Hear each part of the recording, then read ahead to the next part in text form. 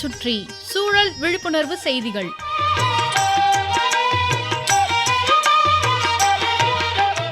அன்புள்ள சீனிவாசன் ஐயா அவர்களுக்கு உங்கள் மாணிக்கம் எழுதும் மடல்.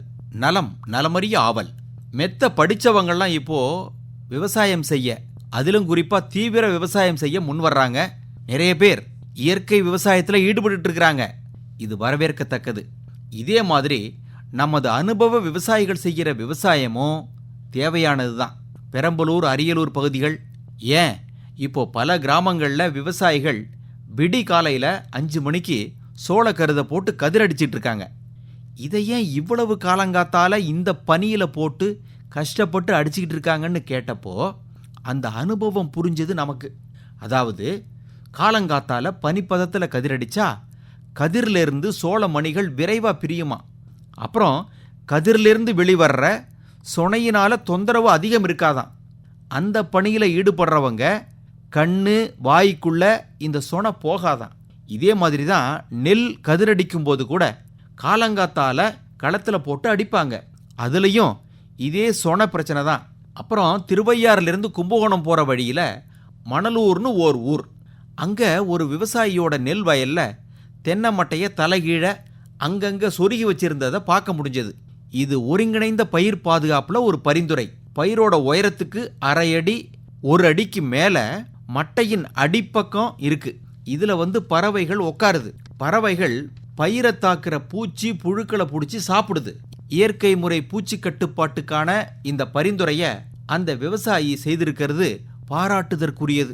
சீனிவாசன் ஐயா, உங்க நெல் வயல்லையும் சரி, மற்ற பயிர் சாகுபடி முறையிலையும் சரி, இந்த நுட்பத்தை கடைபிடிக்க முயற்சி பண்ணுங்க. நம்ம வயல்ல நாம சாகுபடி செய்யற பயிர்களுக்கு தேவையான இடுபொருட்களை வெளியிலிருந்து வாங்காம நம்ம இடத்திலேயே தயார் பண்ணி பயன்படுத்துறது சிக்கனமானது. நிகர லாபம் அதிகரிக்கும். நமது சூழலும் பாதுகாக்கப்படும். தஞ்சாவூர் வெங்கடேசன் ஐயா அடிக்கடி சொல்லுவாங்க, உள்ளிடத்து ஆதாரங்களை பயன்படுத்தி வெளியிடத்து ஆதாரங்களை தவிர்த்து பயிர் சாகுபடி செய்யுங்கன்னு. இதை எல்லாரும் புரிஞ்சுக்கணும். நம்ம நாட்டில் வட இந்தியா வீட் பவுல் ஆஃப் இந்தியா, கோதுமை உற்பத்தி அங்கே அதிகம். நெல் தென்னிந்தியாவில் அதிகம். மேற்கு வங்காளத்தில் சணல் ஜூட்டு தான் முக்கிய பயிர், பணப்பயிரும் கூட. ஒரு புள்ளி விவரம் பாருங்க, ஒவ்வொரு வருஷமும் நம்ம தமிழ்நாடு சில பல கோடி ரூபாய்க்கு சணல் சாக்குகளை மேற்கு வங்கத்திலிருந்து வாங்குதான்.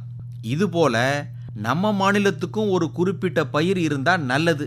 ஆனால் தமிழ்நாட்டின் தட்ப வெப்பநிலை எல்லா பயிர் சாகுபடிக்கும் உகந்ததா இருக்குங்கிறது சிறப்பான செய்தி. கரூர் பகுதியில் கோதுமை விளைவிக்கப்பட்டதுங்கிறது உங்கள பலருக்கும் தெரியும். இப்படி எல்லாத்துலேயும் நம்ம மாநிலம் தன்னிறைவு பெறணும். அதுக்கு நாம எல்லாரும் உறுதுணையா இருக்கணும். பல்வேறு பயிர் சாகுபடியில நம்மளை நாம ஈடுபடுத்திக்கணும். சீனிவாசன் ஐயா, சரிதானுங்களா? இப்படிக்கு மடல் மாணிக்கம்.